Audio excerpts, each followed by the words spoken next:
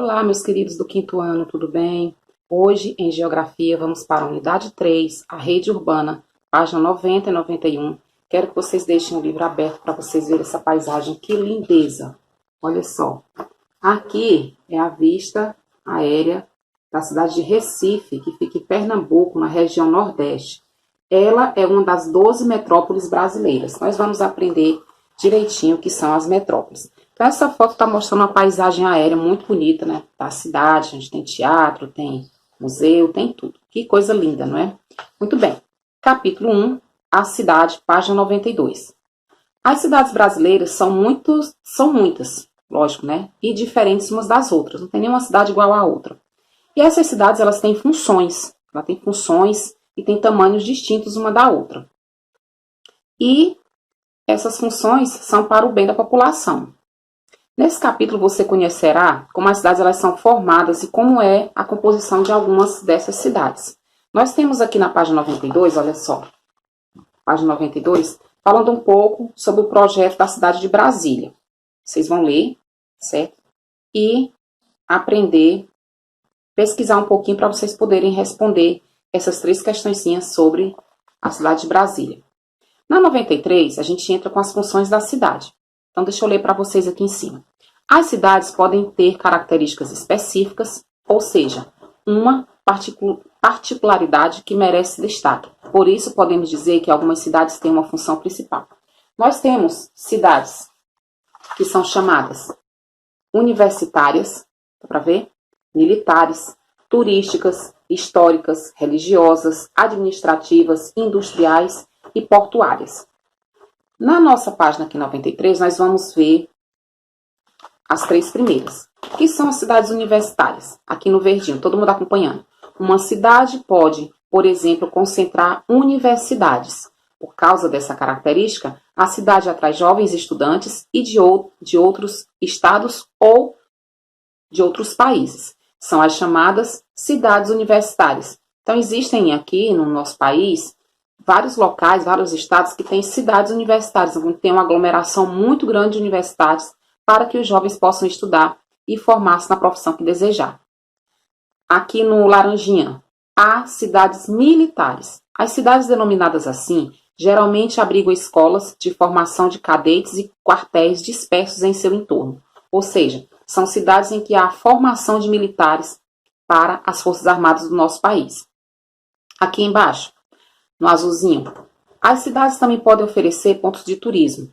Há as estâncias balneárias, como Porto Seguro na Bahia, as hidrominerais em Caxambu, em Minas Gerais, ou climáticas, como Cunha, em São Paulo. São as chamadas cidades turísticas. Claro que aqui, só disse esses exemplos, mas nós sabemos que o nosso país tem várias e várias cidades que podem ser consideradas cidades turísticas. Fortaleza, por exemplo, tornou-se uma capital de um tempo para cá, uma cidade turística. Página 94. Cidades históricas. Essa daqui remete mais ao tempo, né, da criação das cidades, a colonização portuguesa. Uma cidade também pode guardar acervos históricos em sua arquitetura, igrejas e monumentos. Traços coloniais merecem destaque em Mariana e Ouro Preto, em Minas Gerais, Paraty, no Rio de Janeiro, e Olinda, em Pernambuco. Essas são cidades históricas.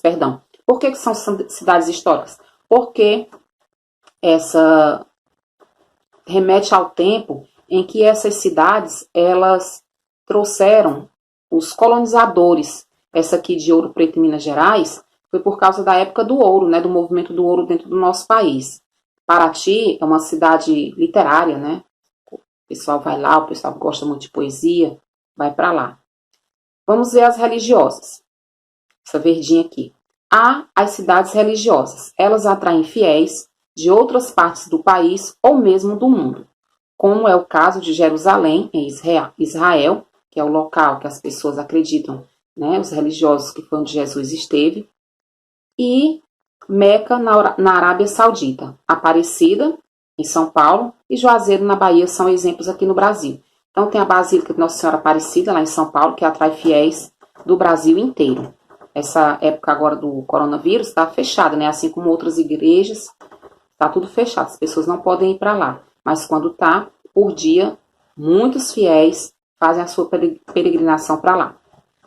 Cidade administrativa. Geralmente a capital de um país é também conhecida como cidade administrativa. A capital do Brasil, todo mundo já sabe, é Brasília e ela fica no Distrito Federal, na região Centro-Oeste. Para finalizar, nós temos aqui a roxinha, que vai falar sobre a industrial. Quando há na cidade concentração de indústria, dizemos que ela tem uma função industrial, como é o Complexo Industrial Portuário de Suape, em Ipojuca, em Pernambuco, Volta Redonda, no Rio de Janeiro, ou Cubatão, em São Paulo. Esses locais aqui, gente, tem muitas indústrias, da qual fazem produtos que é distribuído para dentro do nosso país e até exportado para outros países. Cidades que têm portos importantes são chamadas cidades portuárias. São exemplo as cidades de Santos, em São Paulo, que é onde tem os maiores portos do Brasil, que abriga o maior porto da América Latina, e Paranaguá, no Paraná. Então, vocês vão ler aqui embaixo e vão responder a essa questãozinha.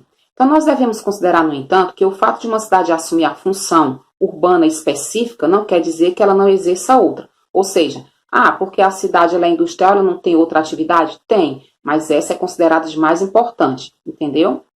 Muito bem. Vamos para a página 96. As cidades têm história. Olha que bonita essas fotos. As cidades elas existem há milhares de anos. Há registros históricos de cidades com mais ou menos 5.000 anos. No entanto, foi nos últimos 2 séculos que muitas cidades surgiram e cresceram. Por isso dizemos que o mundo é cada vez mais urbano. A maior parte da população do mundo vive em cidades. Nós temos aqui 5 fotos. Eu vou mostrar de uma por uma. Vou mostrar porque nem todos têm o livro, né? A primeira foto aqui em cima, tá vendo? É a cidade de Damasco, na Síria. Essa cidade é considerada como a mais antiga do mundo. Ela surgiu há quase 9.000 anos. A cidade número 2 é o centro de São Paulo, a cidade brasileira mais habitada. A foto aqui embaixo, número 3, é a cidade de Caetité, na Bahia. A foto aqui, essa daqui é uma foto da Fortaleza antiga e Fortaleza atual, que é a capital do Ceará, certo? Bonita, não é? Muitas praias antigamente, né? Eram muitos prédios antigos, até no centro ainda tem os prédios antigos, mas e pela modernidade foi agregado os prédios mais modernos. Ok? Vamos para a página 98. A cidade é a parte urbana do município. Nós estudamos que todo município é formado pela área rural e a área urbana. E na área urbana que tem a prefeitura, que é a sede administrativa do município, onde trabalha o prefeito. Construída ao longo do tempo, a arquitetura, os aspectos culturais, as atividades econômicas desenvolvidas nas cidades caracterizam as suas paisagens. As cidades, gente, podem ser formadas de 2 maneiras. As cidades podem ser espontâneas e podem ser planejadas. Espontâneas e planejadas. Vamos ver aqui no primeiro pontinho como é que uma cidade ela é considerada espontânea. Algumas cidades são chamadas espontâneas e é como surgiu a maioria das cidades no Brasil e em outros países.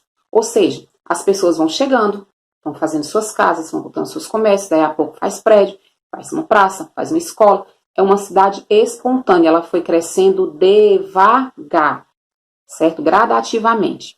Já as cidades planejadas, ela acontece através de um projeto.